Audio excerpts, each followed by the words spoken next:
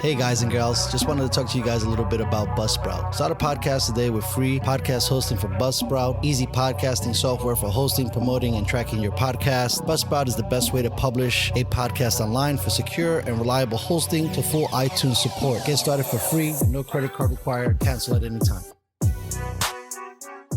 Stats are for losers. That's why we took the damn field. Now, if you want to crown them, then crown their ass. This is what's great about sports. This is what the greatest thing about sports is. You play to win the game. Welcome to the Airin podcast.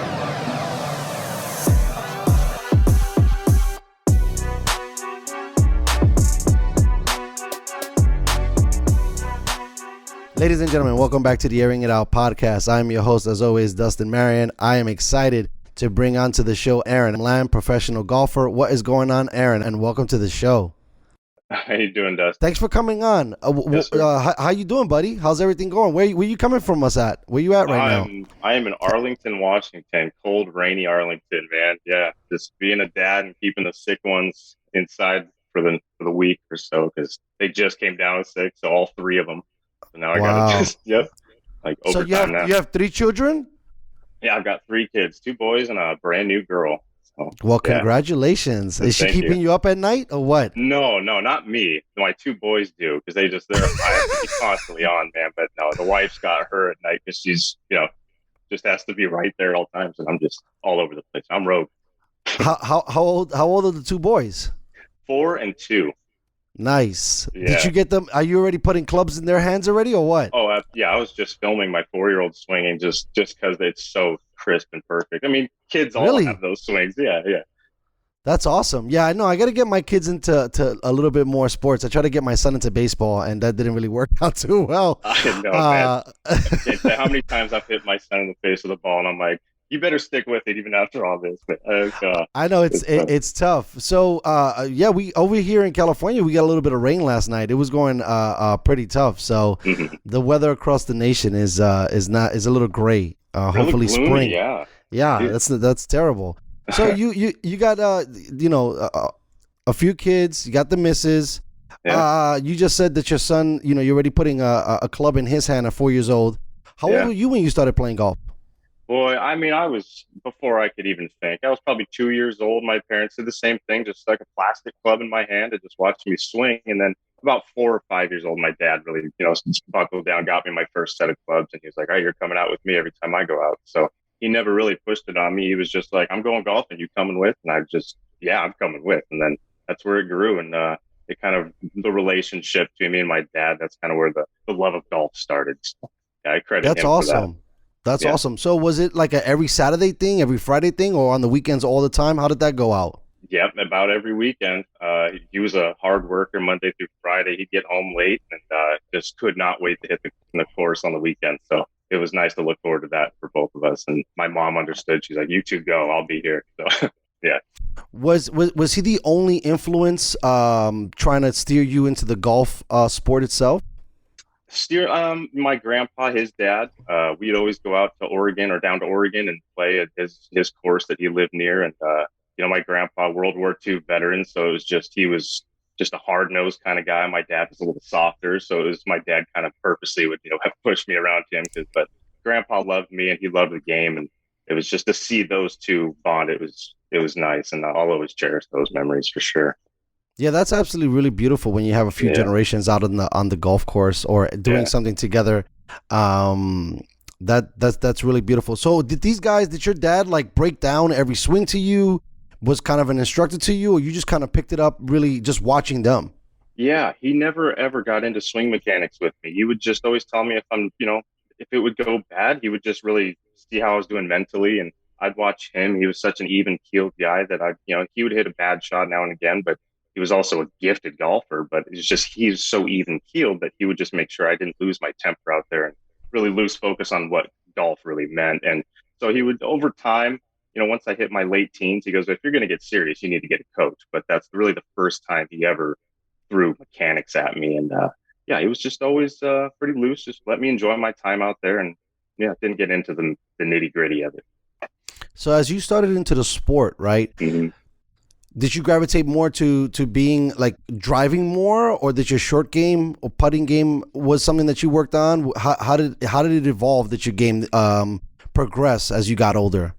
Yeah, it was, I think short game for sure, just because as a kid, if there was nothing to do, I'd just putt in my living room or chip. And that's where it would just transfer onto the golf course naturally. I just always had the motion down. And I was a little kid and I think it was the same year, I think it was in 2000 or 2001 where Tiger Woods was really coming on scene. And I made the local newspaper and I was mentioning the same article as Tiger Woods. And I was like, because of my putting. And so that really changed my whole, even though no one saw it. I mean, it was just a small little newspaper, but it, meant a lot to me. And so I really focused on my short game since it highlighted my putting in that article. I was like, well, I better keep this going if this is going to, get me in news articles. But again, I was like 10, 11 years old. So it was a big moment for me. Yeah.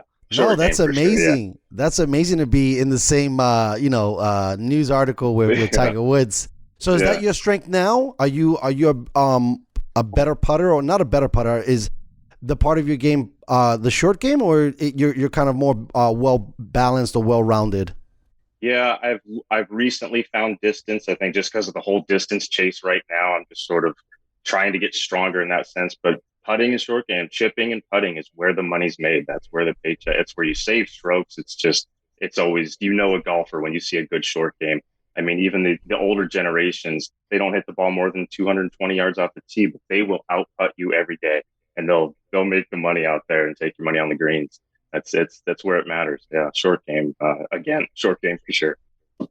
Yo, you know what I wanted to ask you? When they usually put like coins, right, to save their spots. Are you putting the ball behind the coin or in front of the coin? Or it just depends on what you're used to measuring?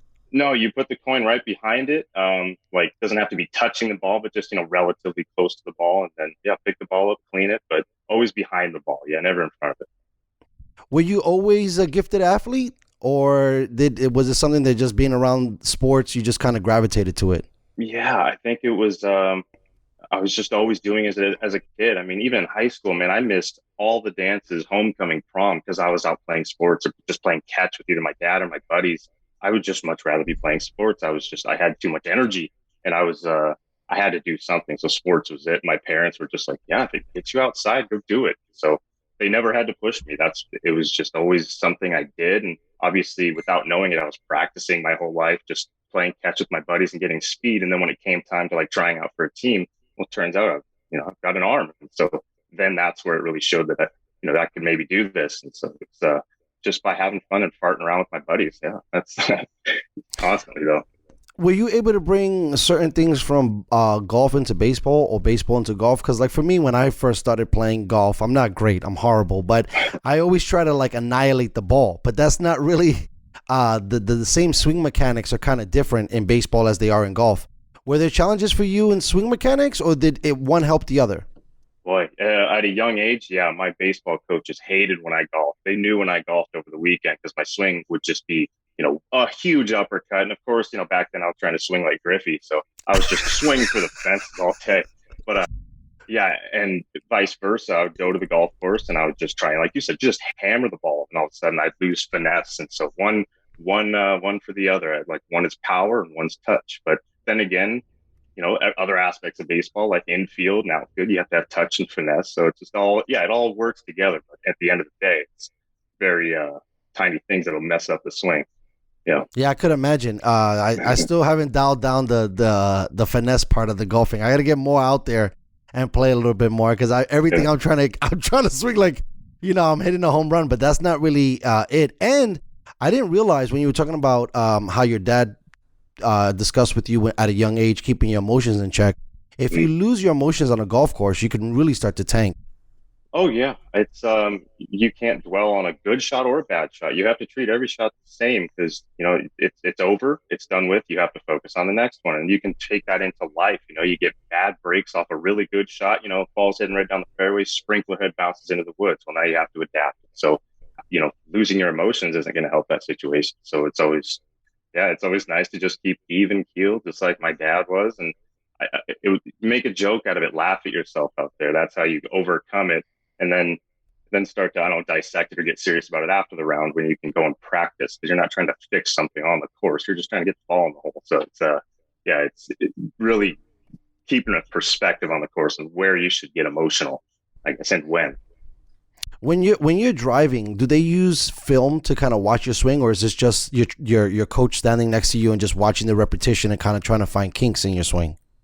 Both. Boy, video obviously in the past 15 years or so has come a long way, and that's become everything because, you can always have someone tell you what you're doing, but until you see it or see yourself on video, whether it be uncomfortable or not, it's like you got to see what's going on or what's going right, what's going wrong, and just it's getting a second pair of eyes on you. It's yourself, but you're also getting a second pair of eyes on that swing. So you can do so much with the video, and TrackMan and all this new things coming out that help dissect every bit of the swing, speed, spin rate, all that stuff. Yeah.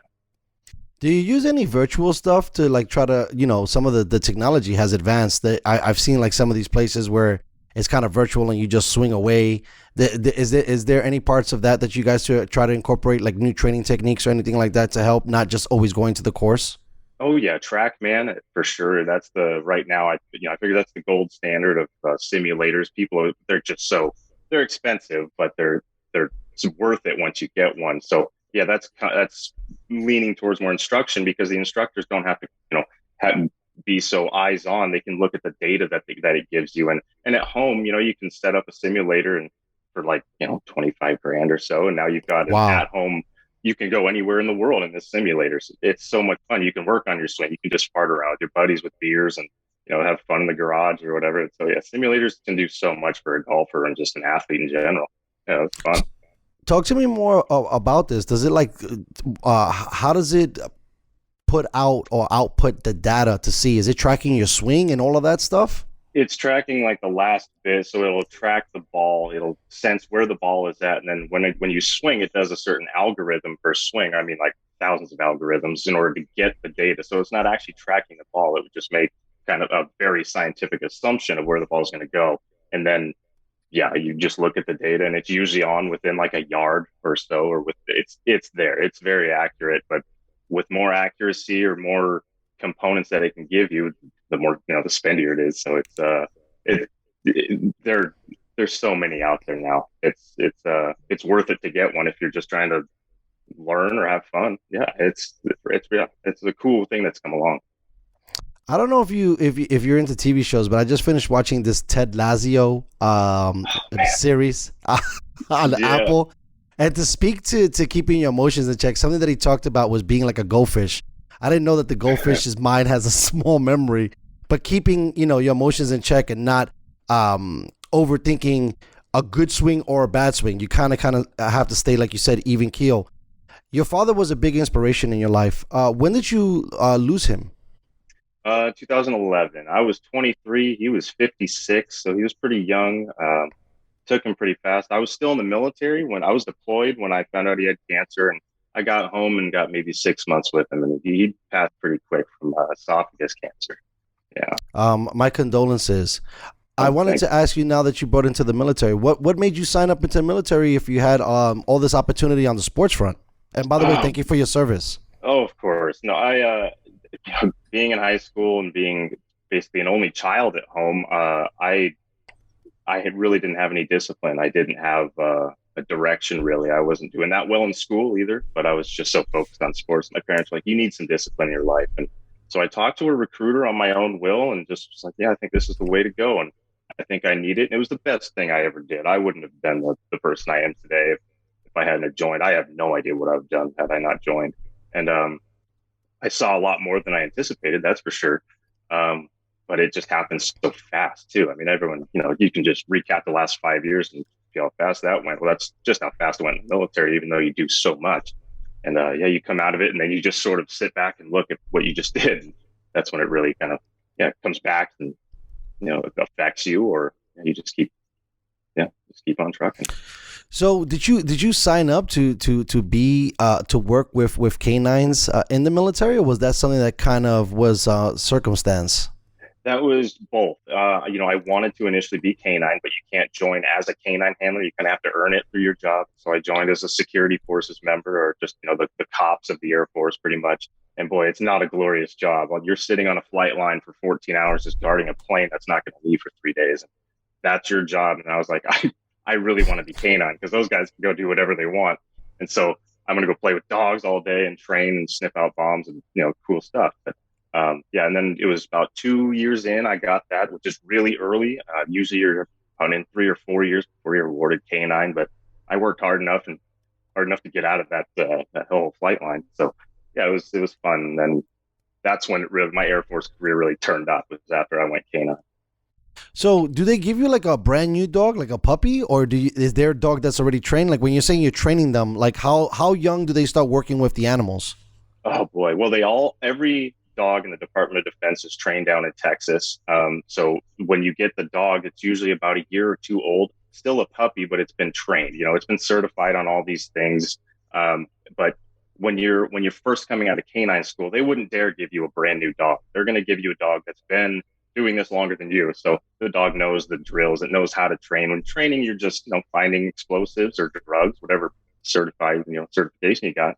And then you go from there and build a relationship. If you get PCS or move to another base, then you'll get another dog. That dog won't go with you. The base owns that dog. So, when you get PCS or something, you'll get a new dog. So maybe down the road as a more experienced game, you'll get a puppy, and then you'll have to basically, if you get assigned a puppy, you're going to have to turn dog training on, because it's not easy.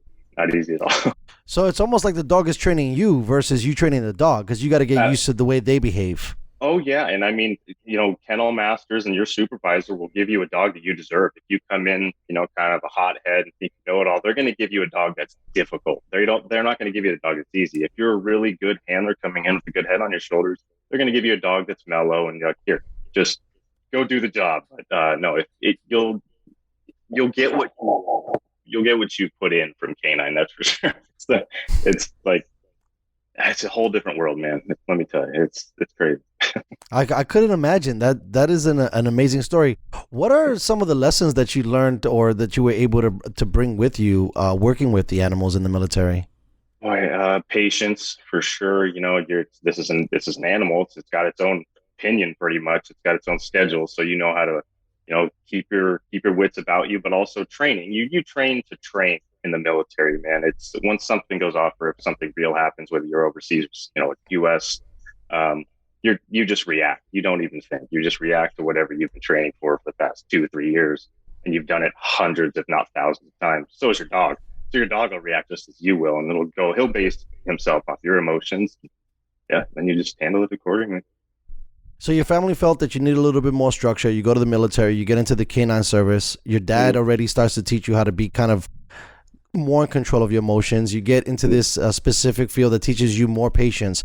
When you were in the military, the whole time were you thinking, I shouldn't say I can't wait to get out, but looking forward to get out, to get back to the tour or getting into golf again? Or that was kind of something that you weren't even really thinking about?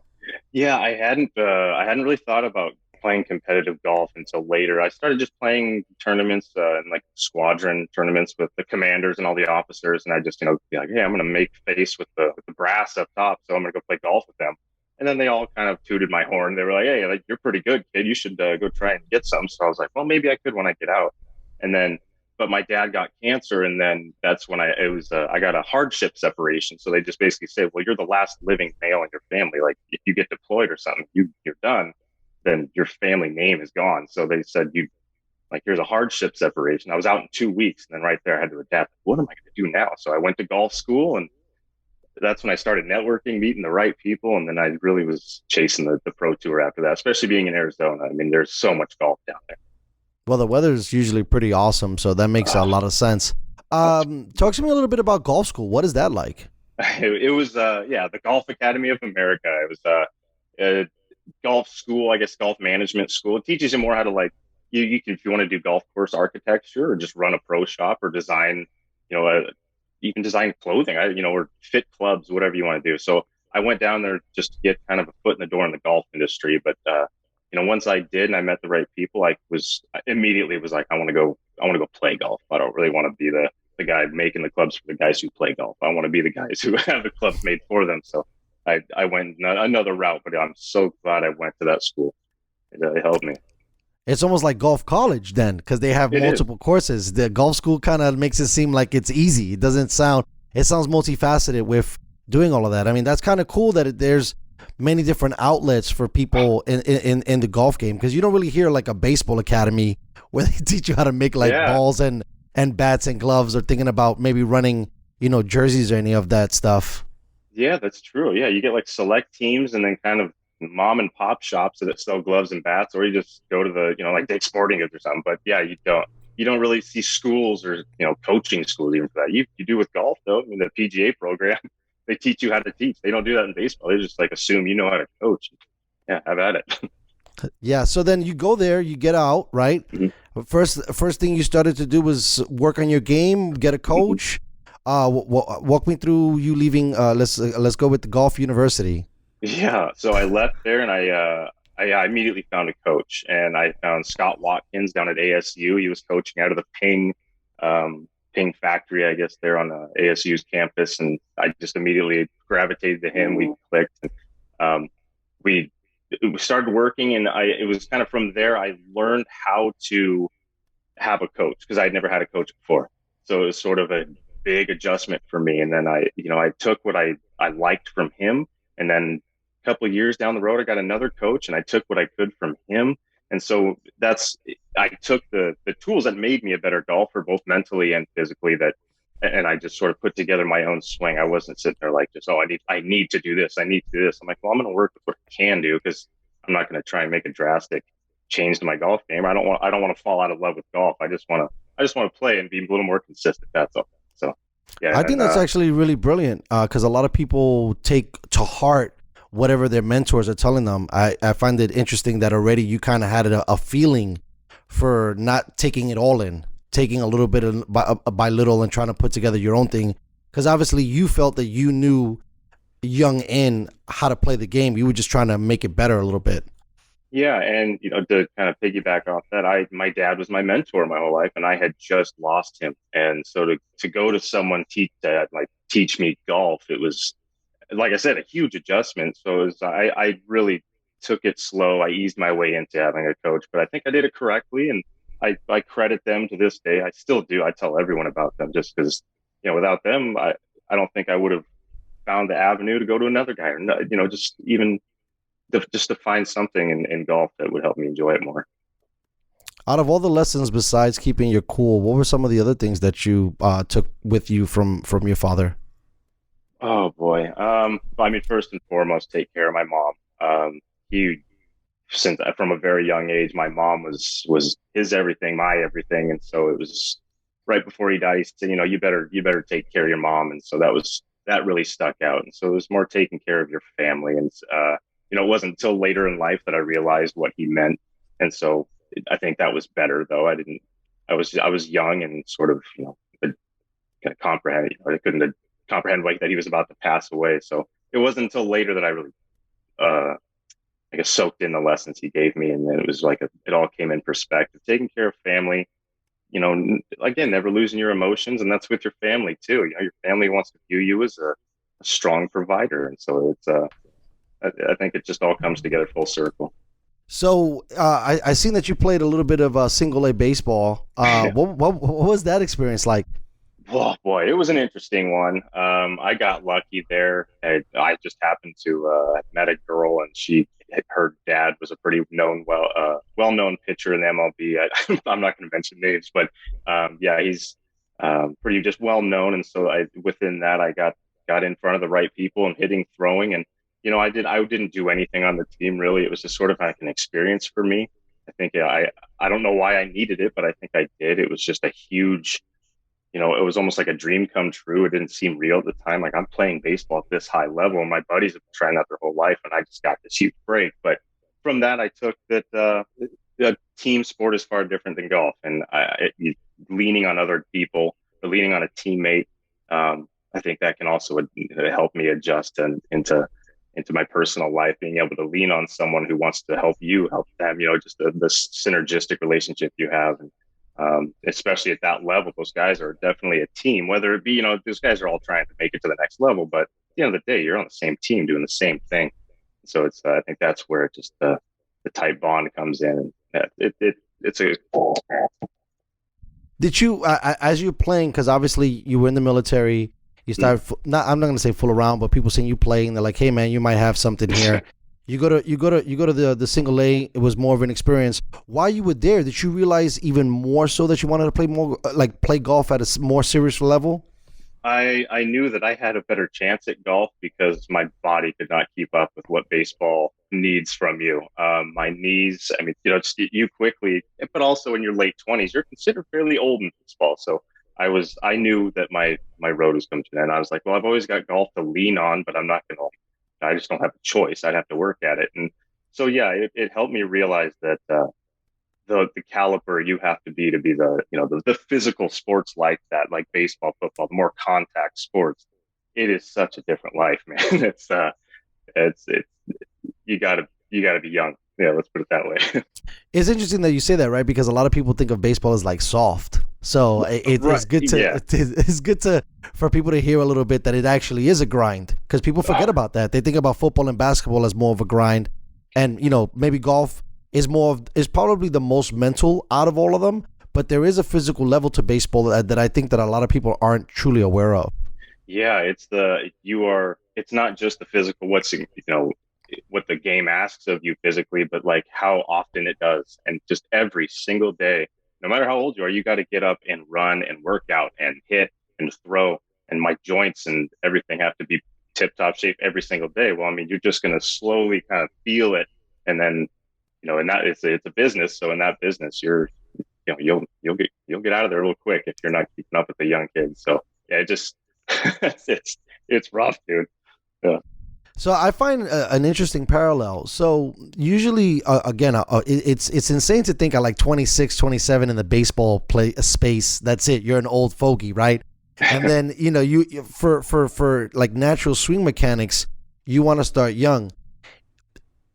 Is it like, do you hit a ceiling, or is it okay to start later playing golf and it wouldn't affect you as much? Because I feel like in any sport they want to start you as soon as possible. 3, 4, 5, because you just kind of pick it up naturally. Is golf a little different like that, or is it the same?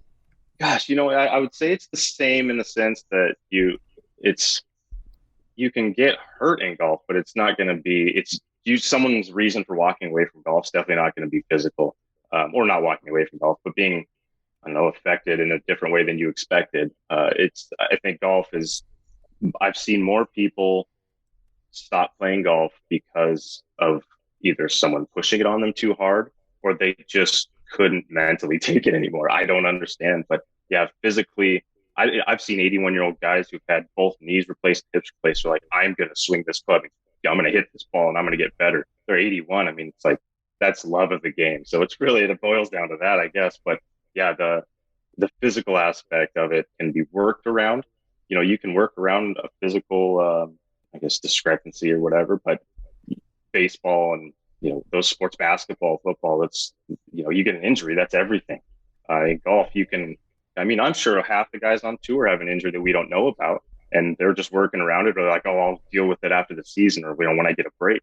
But it's you can adjust it yourself. It's like Tiger when he broke his leg, and he could start the swing, but finishing was painful, but he could still work around it, I guess. Loose term. It's interesting that you bring up Tiger because you look like you're a pretty fit guy, right? And so I've read in certain places that Tiger had a ridiculous regimen and he was always in great shape. But then you see guys like John Daly, and they're hit the scene, and so the body shape is different.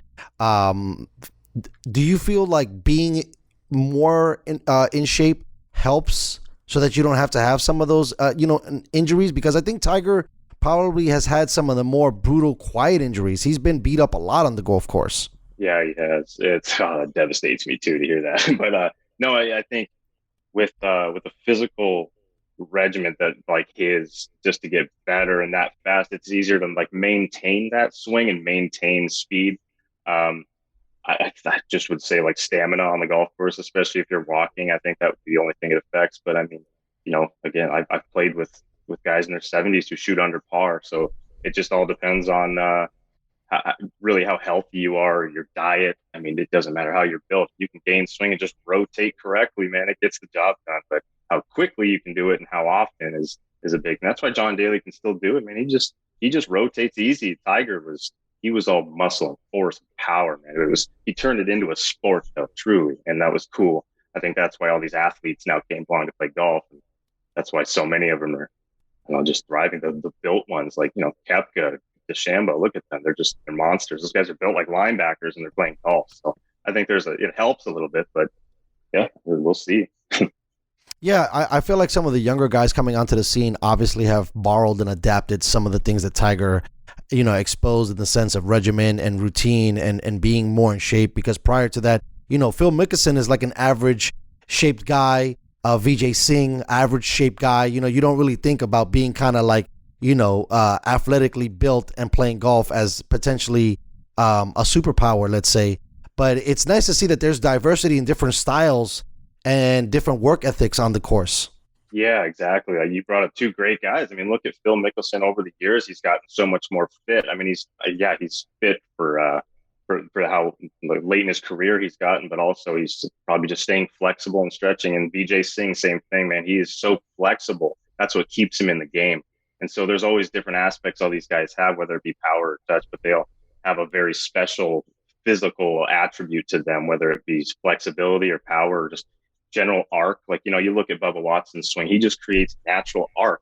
And that's what creates his speeds because he's flexible. And so it just helps in different ways to have power, flexibility. If you can balance all those out, then yeah, you'll be a consistent golfer, I'm sure. You were saying earlier when you were a kid, Griffey was the guy. Did you have like posters of golf guys at the time when you were growing up? Or I mean, everybody was, at that time when Griffey was big into baseball. I just wondering, did you try to emulate your game or approach or your swing? Obviously, Tigers is the easy answer, but were there other guys that you looked at or looked up to try to incorporate things from them? Man, I guess as far as golf, I mean, not so much. I mean, it was really, like Marco Mira was probably the most known name in my house before Tiger came along. And then Tiger, came along. My mom and dad actually took me to the U.S. Open when he won it by 15 strokes. That's why I was in awe watching him. And, but no, I always had Griffey, Jordan, and then over the years I'd have Tiger, like Deion Sanders too. I was all over the board, man. Just anyone who was a true stud of an athlete, man, they were going on my wall. So, yeah, I just looked up to anyone who I could just appreciate athleticism from them. I don't care what sport it was. Yeah, no, because you never hear young kids hanging posters of golf guys, maybe Tigers, but not so much. I don't think anybody has a poster of Phil Mickelson in their room. Yeah, I don't think who would make it. I would love to see him. But I'm sure like a fathead or something. That right? Would be great, so it would be sick. But you never, because everybody's so obsessed with it now. Football has really exploded, and that seems to be like a lot of the guys. Because you had just mentioned Deion Sanders. Some of the people that they put on the wall, I guess, like style goes a long way, and I think that's probably what Tiger also brought to the game. Something fresh, something new. The fist pump. The red Nike. Polo shirt. A lot of his. I hate this word because it's overused, but a lot of his swag that he brought to the game definitely elevated it and made the sport seem fun. Because for a long time it seemed. I don't want to say boring because I think people don't really understand. That game is so hard. Who would have thought the smallest ball ever invented would be so difficult to hit? Yeah.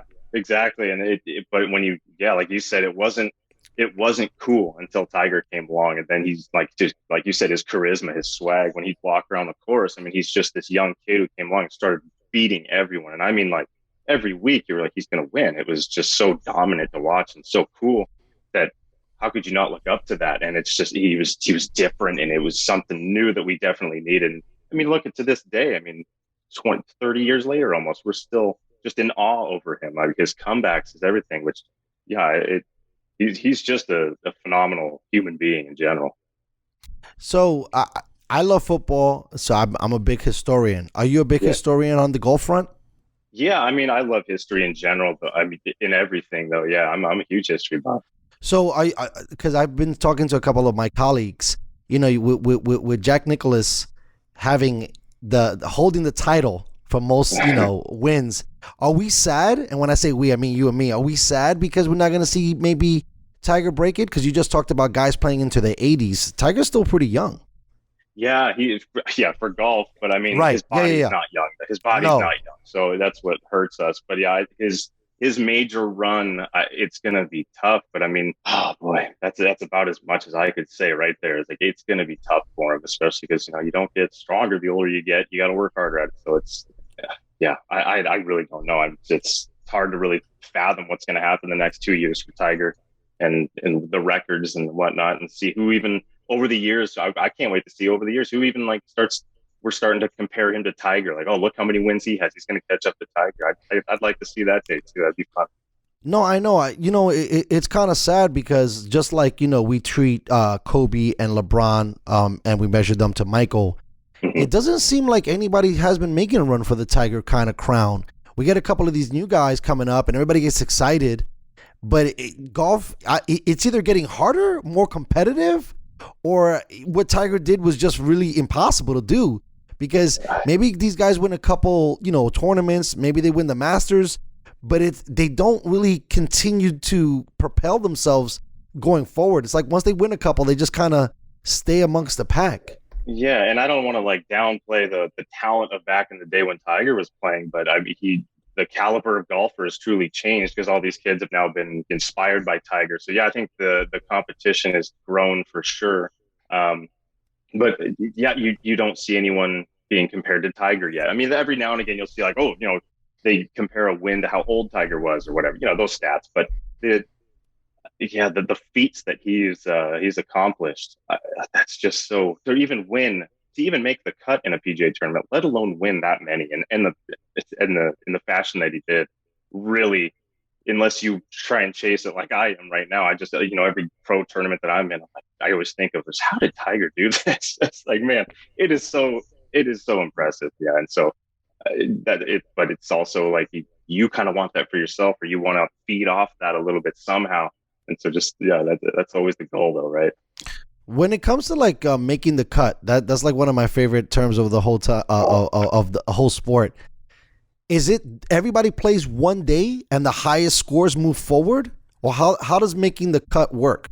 So yeah, usually if it's a 3-day event, you'll have a 2-day cut line, and whoever shot, they'll top 25 guys, they'll take the average of their scores, and the cut line is based off that. So let's say it's 2 under. If you're 1 under, then you don't make the cut, man. You missed it by 1. So it's that minuscule of a game that you could one stroke away from making a big paycheck, or even just playing the next week or playing the next year or making this a career at all. So not making the cut, but just playing steady golf to where you can depend on playing in the weekend.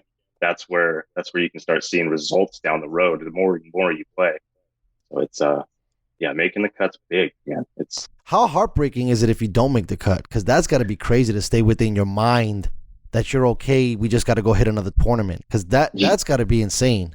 Yeah, and especially if you don't have the means to play in many tournaments coming up. So if you miss the cut, you put a lot of your savings into that tournament, because they're not cheap to join. So you put a lot of your time and effort and money into that tournament, and then you miss the cut.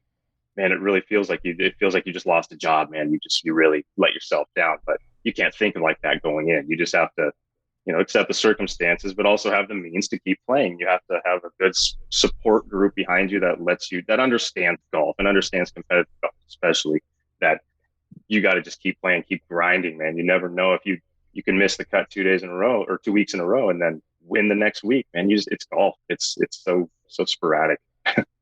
So talk to me a little bit about the Outlaw Tour. Obviously you got to make the cut for that thing as well, right? Yeah, it's a pro series down in California and Arizona.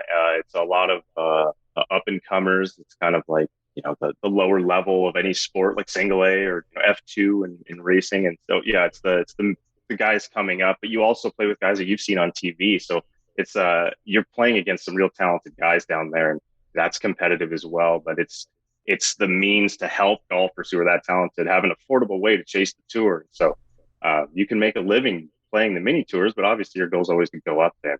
I want to play against the better players, but they're all shooting. I mean, like one guy shot 11 under after 2 days. That's just how good these guys are. And wow. And I'm sure no one's ever heard of him. And but yet he's playing this kind of golf, and that didn't get him into a tournament like a PGA event.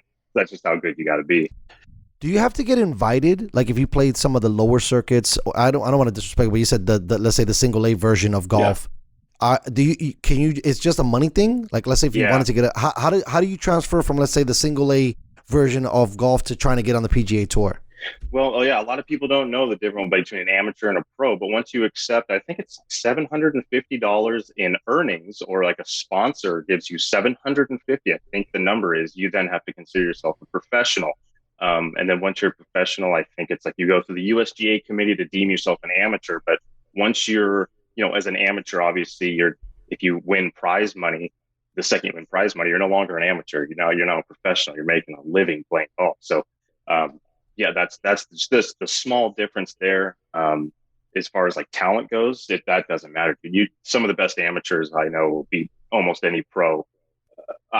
There's so many good amateurs out there who will never even sniff a paycheck because they don't care to, but they're just that good. And I think you really got to go for it hard and chase professional golf if you really want to make a living at it. With the single A, right? How does the purses work? Is it just the first place person wins the purse, or is there even a purse to begin with? I believe it's like after the cut is made, 50% of the field makes a paycheck, whether it be like, it ranges from, I think like $10,000 all the way down to like $800, which would probably just cover your entry fee. But that gets you into next week because you get to pay for that tournament. You broke even. But it's big differences on those tours. I mean, you win one of those mini tour events, all of a sudden every tournament that season is paid for, and now you've got the entire season. So that's just how quick and easy it can happen. But then, yeah, you got to keep going. When you were saying, you got to stay with it mentally, right? So let's say, in a 3-week span, you lose 2, you win 1. When you're competing and you're making the cuts, how would you describe, let's say, finishing, top 10 to finishing top 5? Do you have to kind of have that same mindset where it's like, hey, I just got to stay with it? Yeah, I think at first, when you first get onto, you're just trying to survive out there. You're like, you're not thinking I want to just make the cut, but you're thinking competitively. And then down the road, when you do see those results, all of a sudden being 5th place versus 4th place is, $4,000. So that's a lot of tournaments, a lot of golf balls that you can get if you don't have any sponsors. But yeah, it's definitely something you chase. That's where the competitiveness comes in. It's like, no, I now want to win everything, not because of the money, but because I want to be dominant out there. There's a reason I'm doing this, and that's to be top 5. That's to win this thing. So you really got to chase, I guess, like Jack Nicklaus always said, winning breeds winning. So once you win or once you place well enough, you now know how to do that. So you can keep going, and that's what you chase.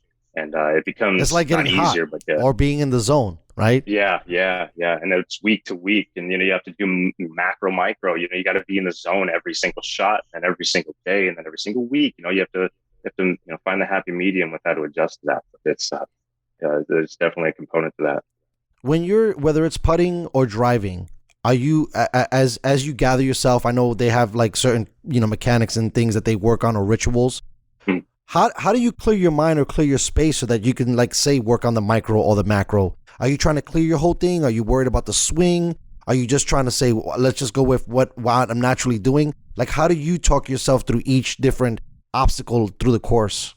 Yeah, that's a great question. I think as I got older, the military taught me that. It taught me kind of, training. Like I said, you trained to train out there. And so it just becomes second nature. So you get a routine on the golf course. I'm going to do it. You don't think about it as it becomes your routine. It just becomes what you do now. And when you get into a routine like that, your mind does shut off. Now your mind's just focusing on completing the process of your routine rather than the pressure around you or what the circumstances are on this shot. Now you're just focusing on completing my routine, which includes hitting the ball. And then once you're done, then you can emotionally react to the shot if you want, but you don't think about it emotionally before, especially during a routine. You're just completing that process. So I just went with the family hunting, right? And you're from the military, so I know you've shot weapons before. But as an unexperienced person handling a weapon, they taught me a couple of steps, right? So it's like safety off, look, whatever. What is that? Some like a checklist that you kind of go through? It's like, okay, look at the ball, swing, start. Do you have like a mental checklist that you go through as you go, or not so much? Yeah. What are some of the things that you're thinking about when you're trying to, let's say, go into the micro? Well, I need to commit to my routine. That's first and foremost. I mean, even before I start my routine, I have to tell myself, commit to this routine. Don't let anything distract you. And it all over time, it kind of becomes, natural, but you just step up to the ball, you take a look. I mean, you know what you're doing every time. If something doesn't go right in that routine, just like with hunting, you don't pull the trigger. You don't pull the trigger on a drive. You don't pull the trigger on a putt. You don't pull the trigger hunting. So it's, if something doesn't go right, then chances are the results aren't going to be right. So it's, you got to go back and stick with what's comfortable. And that way it kind of gives you a little more confidence over the ball, or whether you're lining up the shot to take down an elk or whatever. Yeah. You got to have confidence before you complete that process or complete your routine. Are you like stepping out of the box and pulling your gloves back and forth, bringing some of that baseball stuff and spitting in your hands? Because you played a little bit of baseball, so I'm wondering if you bought any of that with you. Because guys, I guess that's how they reset in baseball, right? But we don't really think about people resetting in golf. That's true. Yeah, you don't. And like in baseball, you can they tell the umpire, timeout, I got to chill for a sec. Well, you don't get that in golf. You got to be like, well, I just got to finish this hole. And you kind of appreciate the time where you don't have to sit there and think about your routine. Like, the walk in between shots, really digest that time and be aware of what you can do with that time mentally. So yeah, it's, you can even have a routine doing that. I mean, if you really want to like really control your emotions out there, but that's where you stop and smell the roses in between shots, or just that's where you collect yourself. That's where you calm down, and then you can get into what's next. Yeah, that's adapting. Being that you're a dad and you're a husband, you were talking about, having a support cast, and these tournaments aren't cheap to do. Are you able to, like, let's say, have a part-time job or a full-time job and then golf on the weekends or get into these tournaments in the weekends? Like, how much is that on a person's plate trying to do all these things?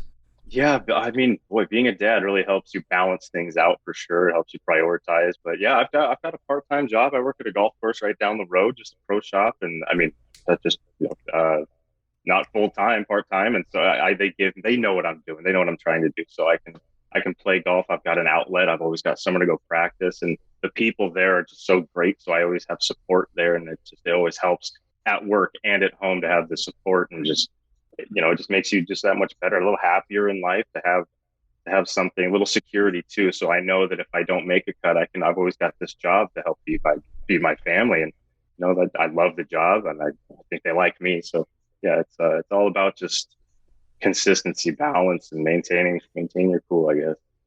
In the Outlaw tournament, you said that you guys play different courses within Arizona and California, right? Oh yeah. So when you're going to, let's say, I mean, usually Arizona, California, and in Southern California, right? Or all of California?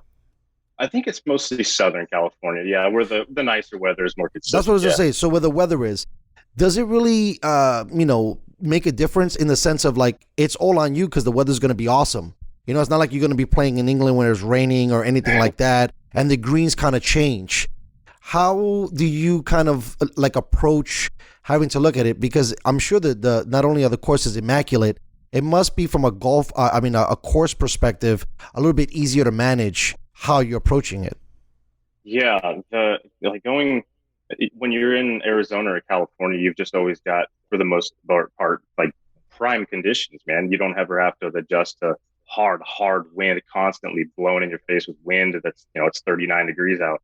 So when you go and play down in places like that, or you play in a course that just looks a little different, like, up here in Washington, we've got Chambers Bay, it doesn't look anything like the courses around here, man. It's just so different. So you need that diversity within the course. You play down in Arizona and California, it's totally different grass. And if you go over to Florida, it's a whole different game. Guys from the South, Texas, Alabama, they play completely different golf than guys from California, Washington, or Florida, because they're facing different conditions, different courses, a different style of play, a different mindset. So yeah, it's kind of fun to watch all that blend into like just true talent, just raw talent. But yeah, playing different courses helps just adapt over, especially if you go overseas or play in Europe, it helps you adapt. If you've played in the wind in the South, down in Texas, God, that wind can get stiff out there in Waco, and all of a sudden you go over to Europe and Scotland, I've felt this wind before. So just, it helps you kind of just adapt again. Yeah. That's awesome. So at the amateur golf level, are you getting a caddy or no? You got to carry your own clubs. Oh, it's up to you, man. You can have a Okay. caddy if the tournament okays it. Usually caddies are just going to be someone be like, "Hey, can I caddy for you?" Because they just want to go walk around golf course. So it's like, yeah, come do it. But I mean, at the pro level, you want a caddy who knows your game, knows the game in Right. general, especially knows how to read a golf course. So it's not just going to be a buddy you're going to pull on the bag. So yeah, when you turn professional, that's when the caddy really's got to matter. It's got to be the one who keeps you, even not maybe not even keeled out there, but just someone to kind of be right there, like, hey, I need you right now, man. So it's good to have a caddy for sure, especially when competing. Yeah, no, I was thinking about that because you guys are kind of discussing almost every shot. As you guys are walking, I mean, you guys are talking about certain things, and even if you're saying, like you were saying earlier, stopping and smelling the roses, you still got another, hole to hit, and Yeah. so it's interesting that dynamic, because bringing it back to Tiger, I know that they spent a lot of time talking. I mean, that was like something that a lot of people, at least from the media standpoint, really focused on as he was moving through the different rounds. I don't think they focused that not so much on other golfers. It was more so the golfer himself kind of leading the way on how he wanted to direct his game. Yeah. I think Tiger and Stevie were the ones who, and Phil Mickelson, Bones McKay. I think they truly showed everyone what a professional and a caddy relationship looks like and how it really works if you want to be the best. And just watching them talk their way through it, they can keep it loose out there, but they know how to turn that switch on and off. It's like, business to having this personal fun conversation. All of a sudden, okay, now it's time to focus on this $500,000 putt. So it's like, they know how to do that on and off the course. That's where they click. And you need that at any level, no matter who you are. But there's a lot of guys out there who prefer not to have a caddy, and I've seen caddies who didn't have a word spoken to them all day. So it just all depends on really the golfer. It's down to that. But I think a strong relationship with your caddy is important. Yeah. How many tournaments are you doing a month? Let's say. Oh, ideally, I would love to do three. I guess three. There would be one a week, or maybe even two a week, depending on the tour. But I think three a week or three a month to four a month wouldn't. I think my body could keep up with it. My mind could. I could maintain a healthy family life. So yeah, I think that would be ideal. Right now, I'm working just to save up to go down to Arizona to play again. So I want to get down there with those guys. I just met them and they're great, and I'd love to compete against those guys down there at the Outlaw Tour. But yeah, so. Obviously, I just want to play in as many tournaments as I can. I mean, I'm an athlete, so obviously, any opportunity that comes along, I'm there. For the Outlaw Tour, is it what's the entry fee to get in? Let's roughly about $1,000. We'll say around that. Especially So it when can get expensive pretty quickly if you're doing 3 and 4 games a month. Well, yeah, and that's just the entry fee, man. You're not thinking of the travel costs, food, the rental car. The rental cars really get you, especially if you don't know anyone in that area, man. It's expensive. It gets expensive quick. So yeah, that's where it helps to have that backing where those guys can keep going. And, hopefully, what can you do for that business to help me keep going? That's the goal with golf, I guess. Yeah. So if you're grinding and getting into these things, you're talking about 30, 40, even 50K annually just to go and play and not even, potentially win any of these tournaments. Exactly. Yeah. I would say a minimum of $10,000 if you even want to sniff, being competitively exposed at the end of the year. Because ideally that would be 10 tournaments. But again, $10,000 that would cover maybe 3 tournaments, and then right. That's all your travel and everything. So yeah, 50 grand sounds really good. Yeah. Wow. Yeah. I think people don't really realize the path because we always see the pros, and I feel like on the amateur level we don't get that much coverage in basketball, baseball. There's single A, double A, college. There's college basketball, football, same thing. It seems like it's a really hard grind on the amateur level because you're coming a lot out of pocket. Oh yeah, it's all you. It's all out of pocket. It's all anyone who wants to help you, and it's. But again, if you're good enough, if you're that good, then it should just quickly kind of pay for it. I mean, I think Tiger's dad said it. If you just win, the rest will take care of itself. And so it's like, yeah, if you're good, results will help you get along. But the guys who are just getting in there who have no exposure to sponsors or have even played in this tour before, these amateurs, these young kids, 17 years old, they'll go out there and have no idea what they're doing. But you just got to. It's a tough, never guaranteed paycheck, but I don't know why I want to chase that.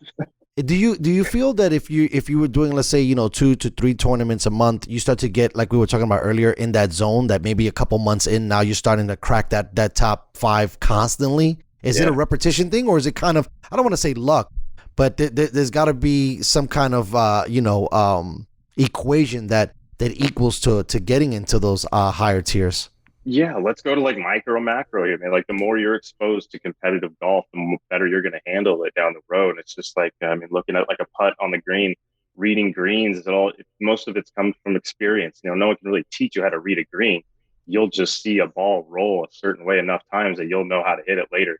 And same with competitive golf and baseball. A guy who's been in Albert Pujols walks up to the plate, his emotions are going to be totally different than that 21-year-old rookie who's standing up there for the first time. So it's all about exposure and just how you deal with letdown and success. Whether I don't care what level, or even what part of your life you experience that. How do you handle it, and how do you get forward? Like how you plan to win, prepare for failure, but also know how to move forward too. You can't just be like, well, I'm just going to go in this tournament. If I don't make the cut, then it's over. It's like, well, that's no way to go into it. It can't be all or nothing, because that's putting way too much pressure on yourself. So you got to just find a way where you can be like, oh, this shot, it's okay if I miss it, but I'm going to be pissed if I don't. But yeah, it's just compartmentalize, I guess. Yeah, no, that it seemed the life of an athlete. I feel like everybody thinks that it's so easy because you're just playing a game, but there's just so much on the set of nuances that a lot of people don't understand. And I think golf is one of the more challenging ones, because for the most part, you're really playing yourself, right? Because you're the one that's going to make the mistake or, complete the challenge. A lot of other ones, like you said, especially in team sports, if you're having a bad day, or if your swing's not there, your shot's not there, you can rely on your teammates to lift you up. In golf, if you're not there, you're not there. Yeah, exactly. And it's like I said before, you can't just take it. I'm going to take some time real quick and gather myself. No, you got to finish the hole. You got to keep going. And I think I think it was Dana White who said sports. I think he said like the UFC is not really a career; it's an opportunity. But gosh, it suits sports or athleticism or athletes in general. Because I mean, you're not going to be able to do this forever. I mean, these guys are 40 years old in sport, 40, and we're calling them old. And that's just, when did that happen? And so it's like, yeah, it's truly an opportunity. And it's like, while you're young, man, to bite at that opportunity. So it's I think it just helps. Yeah. When you're dealing with this, because you're obviously trying to chase a dream, mm-hmm. and you seem super even keel, and I know you've gathered a lot of things, but how do you control your own expectations with trying to reach this goal that maybe at this time or at this point almost seems unattainable? Yeah, I got to I've learned to create reachable goals, measurable goals. I'm not just going to have a vague goal of like, yeah, I'm going to go play on the PGA Tour. It's like, well, no, I got to take these small steps. And so that way, if I aim small, I miss small. So I won't be let down as much, I guess, if I don't make it. But also, I'm not focusing on being let down. I'm focusing on just like a nice, easy, attainable task. Like even just down to getting this job at the golf course. I knew what that could do for me, who I'm going to meet, how much golf I can now play for free. And that's huge when someone like me needs to save every penny. So I think it's just making those small goals and making them reachable, but especially measurable to where I can see progress and then work my way up. And, meeting Scott was one goal, and it just happened to be Scott. And I feel like I'm getting lucky, and not lucky, but just sort of my plan's coming together, I guess. It's slowly, but it's coming together. I think the saying is luck is where chance and preparation meet. So yeah, it's kind of a double-edged sword in that regard. You say you're playing golf every day. When you're driving, are you trying to perfect a certain swing? Is it more about distance? And then on the short game, is it just trying to understand the rolls and how you're reading the green? Because obviously you're working on your game right now to perfect it or to get better. How do you go, if you can walk me through some of the things that you do training-wise and things of that nature? Yeah, I try and put kind of artificial pressure on myself. I'll tell myself I have got to hit this fairway. I'll try, and I'm not worried about how far I hit it. That's a byproduct of how hard I swing. I'm not trying to hit it hard. I'm just swing this way and it'll go hard. But I'm trying to put myself in situations out there that I'll face later, I guess. So I'm not new to it come that situation. When I'm out there chipping or putting, I am always that's when I put pressure on myself. Like I have got to hit this chip, but that's also my score reflects that. So I need to put this ball close. I need to get this done. And so it's tedious out there, I guess you should say. Every little step almost, it feels like, has a purpose. It's yeah. My buddies too. They know what I'm doing out there, so they'll help me. They'll give me a little thing like, hey, maybe you should try and shorten that swing, getting a little long or something. Just something that helps me keep that. They know what I'm doing, so it's great support system out there to help maintain a training regime. I guess that's also helping. I never really go out there alone either. I'm usually with either my caddy or a buddy. I was gonna say, the few times that I went to golf, everybody likes to wager on those holes. I know you somebody's tight. You don't find yourself wagering out there, right, bro? Or is it $1 a hole? Oh boy, I would say 9 out of 10 times, man. There's at least 10, $20 on the line at this level. Yeah, dude. That means a lot to me. Because of course, that's $80 in your pocket. It's usually just like winner take all, man. Or yeah, that's in fact, I got one today. After this, I'm going to place for at the course, yeah, for some dough. I don't know why, guys. It's so funny because when you play basketball, nobody's betting, right? Like when you're horsing around with your friends, there's something like that crosses or cross pollinates when it comes to like betting or gambling or wagering and playing golf. It seems like it goes hand in hand. Yeah, that's a good way to put it. Yeah, it's because obviously the guy out there who's not the most a guy on the basketball court, why they don't play, you'll just get dominated out there on the court. That was enough that you didn't need to take their money too. On the golf course, it's like, oh, I beat you by one, but I also took $10 out of your pocket. So it's just the aspect of like what you lose at the end of the day is so much different. Yeah, that was a good observation. No, it's funny because you would never think of golfers talking smack, but these guys talk a lot of smack, bro. Man, some serious smack talk on the course, especially if they know each other. You're going to hear some just outrageous stuff, but it's just so funny just how that goes into it, because all of a sudden it becomes lighthearted, and that's helping you enjoy the day more, whether you're just getting chirped at all day or not. But yeah, it's so great stuff. So we're coming a little bit to the end here. I'm sure you're busy. I know you got to go play golf, but I had a couple more, and then we'll get out of here. I wanted to ask you, and we'll start with the negative first. When you have a bad day, or you don't shoot the way you're expecting to shoot, what are some of the lessons that you pull from that? Boy, yeah, I think playing baseball in the military, you don't. I don't think of it as losing. I just learn. You don't win, you don't lose, you learn. So I always, if I didn't learn anything from that round, or like what happened that day, because we all have our bad days.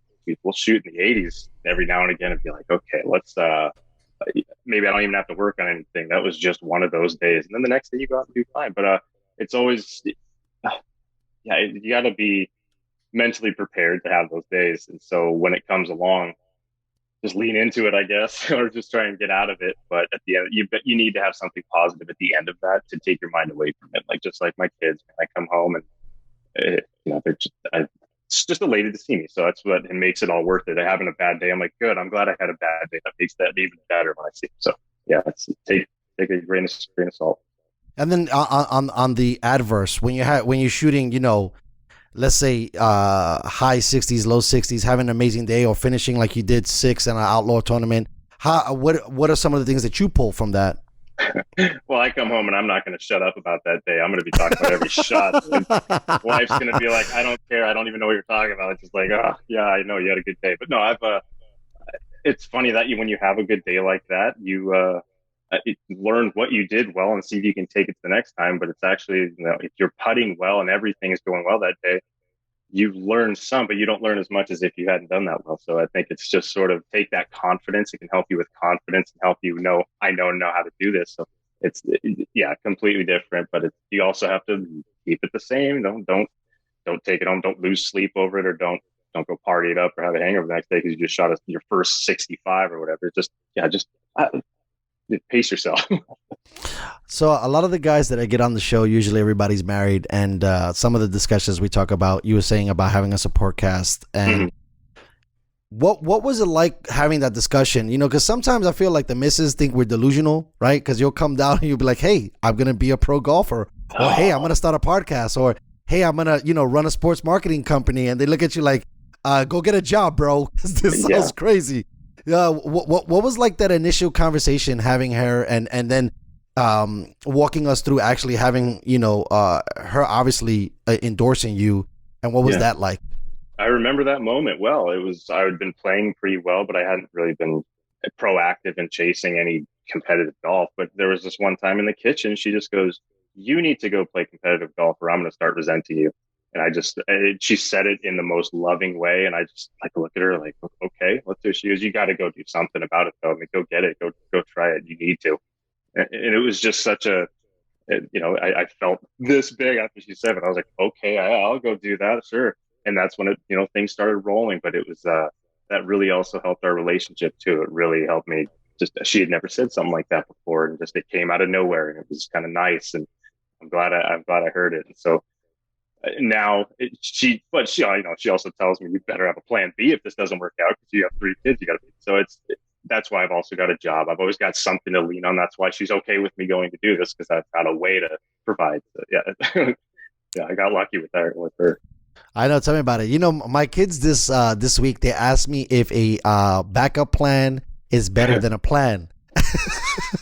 And I guess it's always good to have a backup plan, is what I told them. So it's good that I mean, I think it was Will Smith said that there's no need for plan B, because if you have a plan B, distraction from plan A. But I'm glad that you're dialed in, and dude, you seem locked in. I don't know if it was your pops who helped you out with it, or the military, or get an opportunity at single A baseball. I used to be a former bartender. I could read people in less than 30 seconds or less, man. You're gonna be all right, man. You got an amazing head on your shoulder. You seem like a really cool dude. I wish you a lot of luck in what you're trying to pursue, because going up the mountain hill is not as easy as coming down. So God bless, and a lot of good luck with that. Thanks, Dustin. I appreciate you having me on, man. This was fun. It was the first time I've ever done something like this. So yeah, wonderful. We got to get you back on, man. You're easy. You got charisma pouring out of your ears, bro. You're good. Thank you. I appreciate You're welcome. That. It's good to hear. For sure. And then, are you? I'm gonna take a shot real quick. Are you one of those guys who posts every swing on Instagram? Because if you do, you can plug yourself right now if you want to.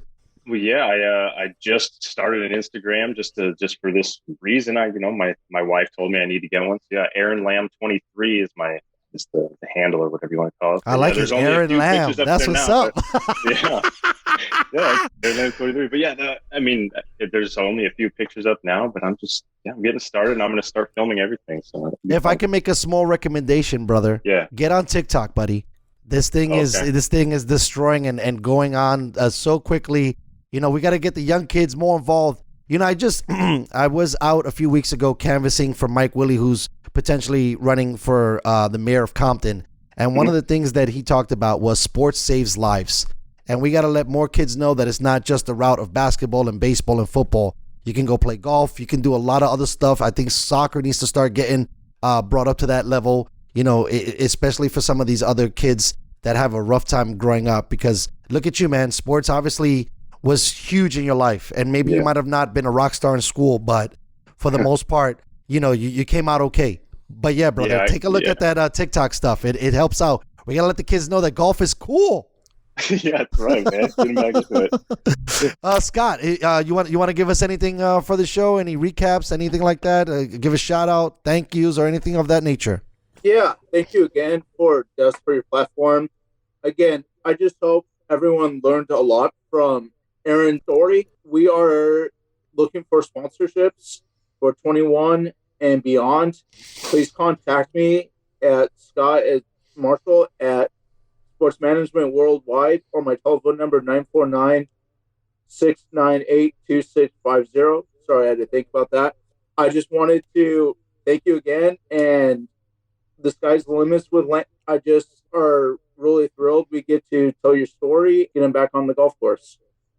Yeah, we're going to switch it up, bro. We're just going to be calling you Airin Lamb. There you go. Yeah. Thanks so much, you guys, for coming on. It's always a pleasure to talk to you, Scott. And thanks so much, Airin, for coming through. It's always a pleasure. And definitely, brother, I want to get you back on. We'll talk some more golf, or we'll talk about being a dad or any of that stuff, man. Oh, yeah. I look forward to it. Thank you so much again. Anytime, you guys. Enjoy the rest of your evening. You too. Thanks. See ya. Stay safe. Stay healthy out there, you guys.